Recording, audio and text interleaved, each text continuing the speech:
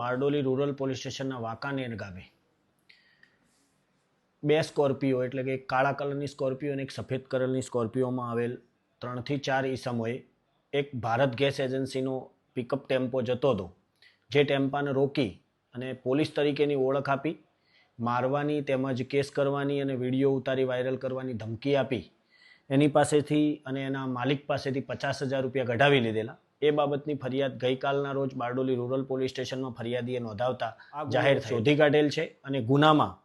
Total 4 આરોપી સંડોવાયેલા હતા. તે પૈકી 3 આરોપી સલીમ નાસિર ખાન મહેર, ઉમર સખીર મોહમ્મદ શફીક કલર, યાસીન ઉર્ફે આસીન મોહમ્મદ શરીફ કલર, સિકંદર મુસે ખાન કલર માંડવી પ્રકાશનગરનો વોન્ટેડ આરોપી છે.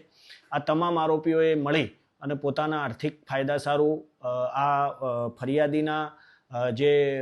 ટેમ્પોને ઊભો રાખી અને અવરોધ ઊભો કરી પોલીસનું ખોટું નામ ધારણ કરી અને 50,000 રૂપિયા બળજબરીથી કઢાવી લીધેલા હતા. જે બાબતે પોલીસે 3 આરોપીઓની અટક કરી એમની પાસેથી મુદ્દામાલના 50,000 રૂપિયા તેમજ 6,000 રૂપિયા અંગઝડતીના એમ કરી 56,000 રૂપિયા રોકડા, 95,000 રૂપિયાના 3 મોબાઈલ ને 2 સ્કોર્પિયો 30 લાખની એમ કરીને 30,51,000નો મુદ્દામાલ રિકવર કરેલ છે.